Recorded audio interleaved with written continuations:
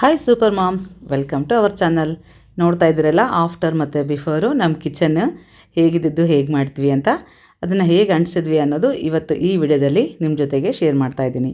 ಮೊದಲಿಗೆ ನಾವು ಎಲ್ಲೇ ಹಚ್ಬೇಕು ಅಂದ್ಕೊಂಡಿರ್ತೀವಲ್ಲ ಅಲ್ಲಿ ಕ್ಲೀನಾಗಿ ತೊಳಿಬೇಕು. ಕಿಚನ್ ಅಂದಮೇಲೆ ಜಿಡ್ಡು ಏನೋ ಒಂದು ಇದ್ದೇ ಇರುತ್ತಲ್ಲ, ಕ್ಲೀನಾಗಿ ತೊಳೆದ್ಮೇಲೆ ಅದು ಆರಬೇಕು, ಫುಲ್ ಡ್ರೈ ಆಗಬೇಕು, ಆವಾಗ ಅಂಟಿಸ್ಬೇಕು. ಈ ರೀತಿ 3 ಶೀಟ್ಸು ಆನ್ಲೈನಲ್ಲಿ ಆರ್ಡರ್ ಇಟ್ಟಿದ್ದಾಳೆ ನನ್ನ ಮಗಳು. ಕಲರ್ಸ್ ಬೇಕಾದರೆ ಬ್ರೌನ್ ಕಲರ್ ಇದೆ, ವೈಟ್ ಇದೆ, ಸಾಕಷ್ಟು ಕಲರ್ ಇದ್ದಾವೆ. ನನಗೆ ಬ್ಲ್ಯಾಕ್ ಆದರೆ ಮಾಸಿದ್ರು ಕಾಣಲ್ಲ ಅಂತ ಇದನ್ನು ತರಿಸಿದ್ದೀನಿ. ಫಸ್ಟು ಉದ್ದನ ಶೀಟ್ ಏನಿದೆಯಲ್ಲ ಅದು ಉದ್ದಕ್ಕೆ ಇಟ್ಬಿಡ್ತಾ ಇದ್ದೀನಿ. ಎಲ್ಲಿ ಕಡಿಮೆ ಬರುತ್ತಲ್ಲ ಅಲ್ಲಿ ಇನ್ನೊಂದು ಶೀಟಿಂದ ನಾನು ಸೈಜ್ ನೋಡಿ ಕಟ್ ಮಾಡ್ಕೋತಾ ಇದ್ದೀನಿ. ನಾವು ಮುಂಚೆನೇ ಕಟ್ ಮಾಡಿಕೊಂಡ್ರೆ ಶೀಟ್ ಅಂಟಿಸೋದಕ್ಕೆ ತುಂಬ ಈಸಿ ಆಗುತ್ತೆ. ನೋಡ್ತಾ ಇದ್ದೀರಲ್ಲ, ಕೆಳಗಡೆ ನನ್ನ ಕಿಚನ್ನಲ್ಲಿ 3 ಸಾರಿ ಪೇಂಟ್ ಮಾಡಿಸಿದ್ದೀನಿ. ಬಟ್ ಕಿಚನ್ ಜಾಸ್ತಿ ಒರೆಸೋದು ತೊಳೆದು ಮಾಡ್ತಾ ಇರ್ತೀವಲ್ಲ, ಅದರಿಂದ ಕಲರ್ ಮತ್ತು ಪೇಂಟ್ ಹೋಗ್ತಾಯಿತ್ತು. ಹಾಗಾಗಿ ನನ್ನ ಮನೆ ಎಷ್ಟು ನೀಟ್ ಇಟ್ಟರು ಕಿಚನ್ ಮಾತ್ರ ನನಗೆ ನೀಟ್ ಅನ್ನಿಸ್ತಾನೆ ಇರಲಿಲ್ಲ. ಅದಕ್ಕೆ ಈ ರೀತಿ ತೊಗೊಳ್ಳೋಣ, ಅಂಟಿಸಿದ್ರೆ ಚೆನ್ನಾಗಿರುತ್ತೇನೋ ಅಂತ ಒಂದು ಐಡಿಯಾ ಮಾಡಿ ನನ್ನ ಮಗಳು ತರಿಸಿದ್ದಾಳೆ.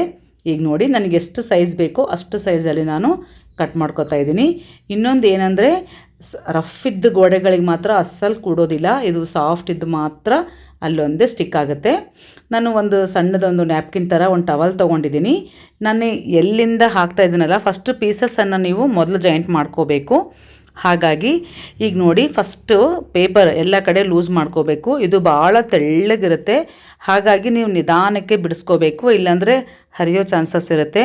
ಹಾಗಾಗಿ ನಾನು ನಿಧಾನಕ್ಕೆ ಬಿಡಿಸ್ತಾ ಇದ್ದೀನಿ. ನೋಡಿ, ಈ ಥರ ನೀವು ಉದ್ದ ಸ್ವಲ್ಪ ತೆಕ್ಕೊಂಡು ನಾವು ಎಲ್ಲಿಂದ ಹಾಕಬೇಕಲ್ಲ ಅಲ್ಲಿಂದ ನೀವು ಮೆಜರ್ಮೆಂಟ್ಗೆ ಒಂದು ಸ್ವಲ್ಪ ಗೆರೆ ಹಾಕ್ಕೊಂಡು ಫಸ್ಟು ಒಂದು ಸೈಡ್ ಅಂಟಿಸಿ, ಆಮೇಲೆ ನಾನು ಬಲಗೈಯಿಂದ ಒಳಗಡೆ ಇರೋ ಪೇಪರನ್ನು ತೆಗಿತಾ ಇದ್ದೀನಿ, ಎಡಗಡೆಯಿಂದ ಅದನ್ನು ಸ್ಟಿಕ್ ಮಾಡ್ತಾ ಬರ್ತಾ ಇದ್ದೀನಿ. ನೋಡಿ, ನೀವು ನೋಡ್ತಾ ಇರ್ಬೋದು.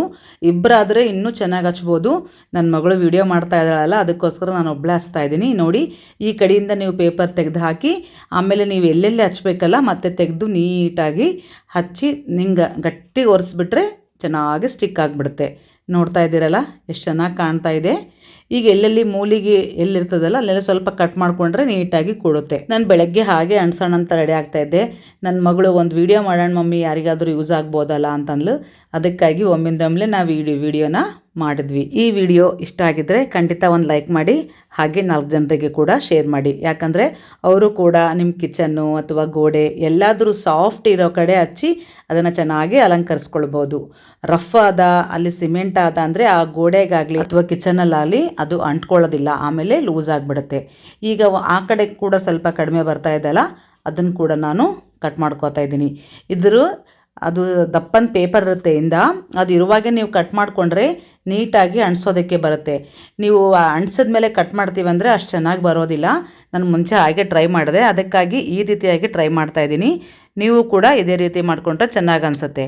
ಈಗ ನೋಡಿ, ನನಗೆ ಎಷ್ಟು ಬೇಕೋ ಅಷ್ಟು ಕಟ್ ಮಾಡ್ಕೊಂಡ್ಮೇಲೆ ಇನ್ನೂ ಒಂದಿಷ್ಟು ಪೀಸ್ ಉಳಿತು. ಅದನ್ನು ನಾನು ಸೈಡಲ್ಲಿ ಕಾರ್ನರ್ಗೆ ಹಚ್ಚಿದ್ರೂ ಕೂಡ ಚೆನ್ನಾಗಿ ಕಾಣಿಸುತ್ತೆ ಅಲ್ಲ, ಹೇಗೂ ಪೇಪರ್ ಉಳಿದಿದೆ ಅಂತ ಅಲ್ಲಿ ಕೂಡ ಫಸ್ಟಿಗೆ ಅಳತೆ ಮಾಡ್ಕೊಂಡಿದ್ದೀನಿ. ಆ ಪೇಪರ್ ಇದ್ದಾಗ ನೀವು ಕಟ್ ಮಾಡಿಕೊಂಡ್ರೆ ನೀಟಾಗಿ ಬರುತ್ತೆ, ಇಲ್ಲಾಂದರೆ ಅಷ್ಟು ಚೆನ್ನಾಗಿ ಬರೋದಿಲ್ಲ. ಹಾಗಾಗಿ ನಾನು ಮುಂಚೆನೇ ಕಟ್ ಮಾಡ್ಕೊಂಡಿದ್ದೀನಿ. ನೀವು ಸ್ಟಿಕ್ಕರ್ ಏನು ಅಂಟಿಸ್ತೀವಲ್ಲ ಆ ಪೇಪರನ್ನು ತೆಗೆದ್ರೆ ಮಾತ್ರ ಭಾಳ ತೆಳ್ಳಗಿರ್ತದೆ. ಇದು ನೋಡೋದಕ್ಕೆ ಎಷ್ಟು ದಪ್ಪ ಅದೇನೋ ಶೀಟ್ ಅಂತ ಕಾಣಿಸುತ್ತೆ, ಬಟ್ ಅಷ್ಟೇ ತೆಳ್ಳಗ ಸಾಫ್ಟಾಗಿರುತ್ತೆ. ಈಗ ನೋಡಿ, ನಾನು ಅಂಟಿಸ್ತಾ ಇದ್ದೀನಿ. ಒಂದು ಕಡೆಯಿಂದ ಪೇಪರ್ ತೆಗಿತಾ ಇದ್ದೀನಿ, ಒಂದು ಕಡೆಯಿಂದ ಬಟ್ಟೆಯಿಂದ ಒತ್ತಾ ಇದ್ದೀನಿ. ಇನ್ನೂ ಒಂದು ಶೀಟ್ ಉಳಿದುತ್ತಲ್ಲ, ಅದನ್ನು ಮೇಲೆ ಹಚ್ಚಿದ್ರೆ ಚೆನ್ನಾಗಿರುತ್ತಾ ಅಂಥೇಳಿ ಮೇಲೆ ಕೂಡ ಹಚ್ಚಿದ್ದೀವಿ. ನೋಡಿ, ಎಷ್ಟು ಚೆನ್ನಾಗಿ ಕಾಣ್ತಾ ಇದೆಯಲ್ಲ. ನಿಮಗೆ ಚೆನ್ನಾಗಿ ಅನಿಸಿದ್ರೆ ನೀವು ಕೂಡ ಕಲರ್ಸ್ ಸಾಕಷ್ಟು ಅವೈಲೇಬಲ್ ಇದ್ದಾವೆ.